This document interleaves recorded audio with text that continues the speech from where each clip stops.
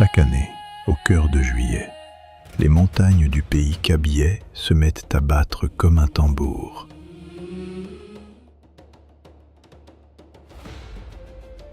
Ici, au nord du Togo, la lutte n'est pas un sport. C'est un rite de passage qui permet à un garçon de devenir un adulte. On raconte qu'il y a plusieurs siècles, les anciens choisirent de remplacer les guerres entre communautés par des affrontements ritualisés.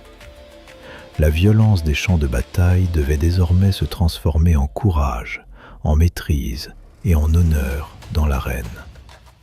La tradition orale rapporte alors un combat mémorable opposant deux lutteurs issus de deux villages antagonistes. Ce combat marqua profondément les esprits et devint le symbole d'une nouvelle manière de confronter les jeunes hommes sans entraîner leur peuple dans la guerre. Ce fut le début des Evala, une lutte initiatique devenue un véritable rite de passage au cours duquel chaque génération entre dans l'arène pour affirmer son courage, défendre l'honneur des siens et prendre pleinement sa place parmi les adultes.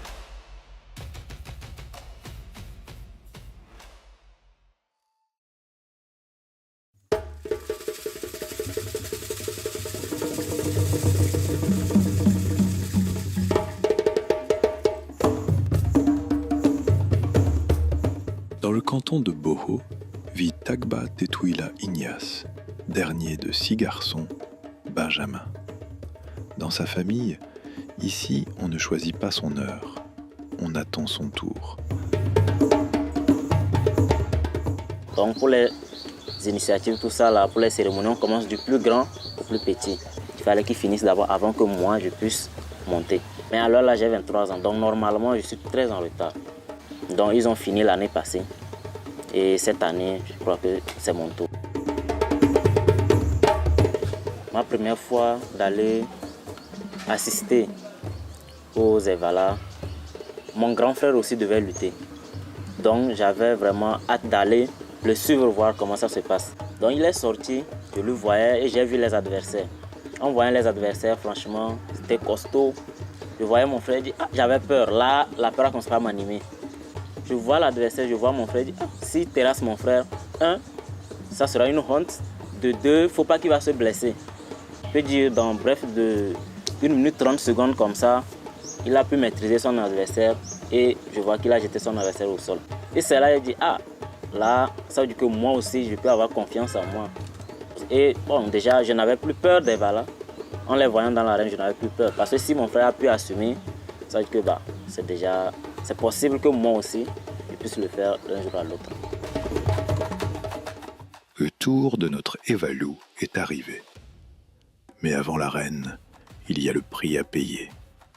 10 mois de préparation, réglés comme un rite. Au réveil, pas de café, pas d'excès. La bouillie traditionnelle, préparée comme au temps des anciens. Le corps devient un temple qu'on ne souille pas. Plus d'alcool, plus de distraction. Même l'amour doit attendre. L'Evalou s'éloigne de tout ce qui affaiblit pour ne garder que ce qui endure. Le matin, le chant. La houe dans les mains, la terre qui résiste, c'est déjà de l'entraînement. L'après-midi, le terrain. On y cherche d'abord le souffle, longuement, avant de chercher la chute. Entre amis, on se terrasse. Demain, tout recommence. Mais l'essentiel ne se voit pas sur les terrains. Il se passe là-haut, dans la montagne, entre les initiés, les anciens et les ancêtres. Ce qui s'y fait porte des noms que la vallée ne connaît pas.